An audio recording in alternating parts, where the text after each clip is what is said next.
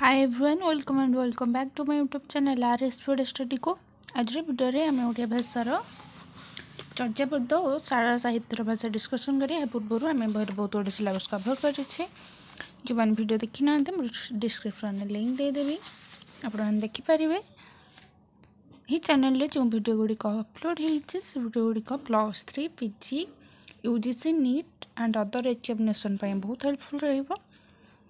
आपण समस्त अनुरोध कि वीडियो शेष पर्यटन देखिए। वीडियो पसंद आसले लाइक करेंगे, कमेंट करेंगे, सामान सब शेयर करेंगे और चैनल को सब्सक्राइब करदेवे जहाँद्वारा यह इंपोर्टेंट वीडियो सर्वप्रथम आपके पाखे पहुँची पार।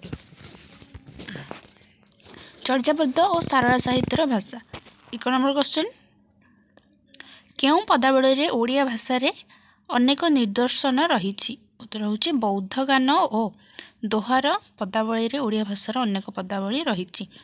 2 नंबर क्वेश्चन चर्या गीतिकार क्यों भाषा व्यवहृत। उत्तर चर्या गीतिकार अर्थात बौद्ध गान और दोहारे संध्या भाषा अर्थात द्व्यर्थबोधक भाषा व्यवहार होइथिबार जणा जाय।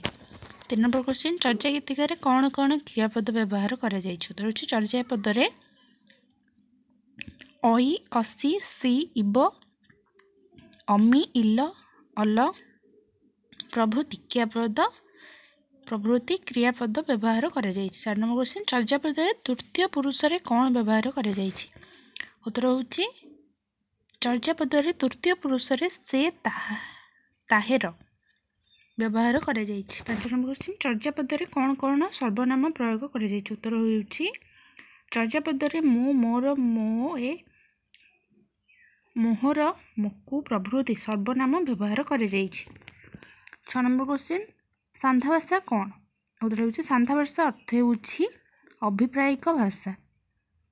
चर्या साधक गण निजर साधारण तत्व को गोपनीय रखिबा उद्देश्य रे एही सांध्या भाषा बा द्व्यर्थबोधक भाषा व्यवहार करिसेंती जहाँ बाहर गोटे अर्थ प्रकाशित होगा सहित भितर गूढ़ अर्थटी प्रच्छन्न भाव में रही है।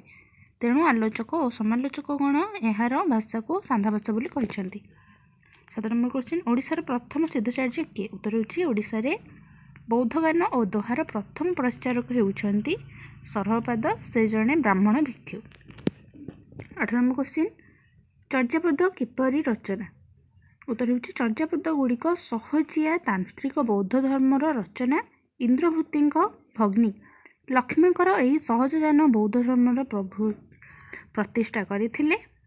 से प्रथमे बौद्ध वज्रयान दीक्षार सिद्धलाभ करथिले ही परे असंतुष्ट होई सहज उपाय बोधिचित लाभ करिवार पंथा आविष्कार करथिले। चर्यापद गुड़िकर यही सहज तत्व को पूर्ण रूपे देखि हुए। 9 नंबर क्वेश्चन बौद्ध सिद्धाचार्य मानकर संख्या केते। उत्तर होछि बौद्ध सिद्धांक संख्या होछि 84।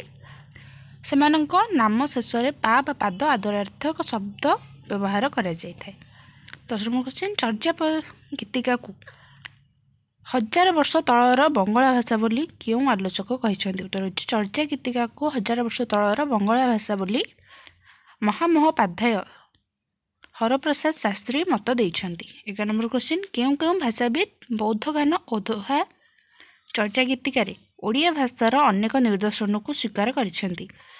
उत्तर होछि प्रवीण भाषा तत्वविद डॉक्टर सुमित कुमार चटर्जी और डॉक्टर करुणाकर बौद्ध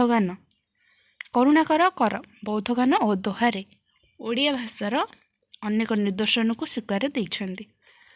12 नंबर क्वेश्चन बौद्ध गान और दोहा चर्या गीतिकार रचना समय केबे। उत्तर होछि बौद्ध गान और दोहा चर्या गीतिकार रचना समय ख्रीष्टीय 800 रु ख्रीष्टीय 1100 मध्य होइथिबार कथा समालोचक माने मत प्रदान करिसेंती। 13 नंबर क्वेश्चन ओडिशा रे ओडिया भाषा रे चर्या गीतिका को प्रचार करिथिबा 5 जन सिद्धचार्य नाम लिख। उत्तर होछि ओडिशा रे ओडिया भाषा रे चर्या गीतिका को प्रचार करिथिबा 5 जन सिद्धचार्य नाम हेउछि कान्हपाद लुईपाद सबरीपाद गुंडुरीपाद और भूसुपाद।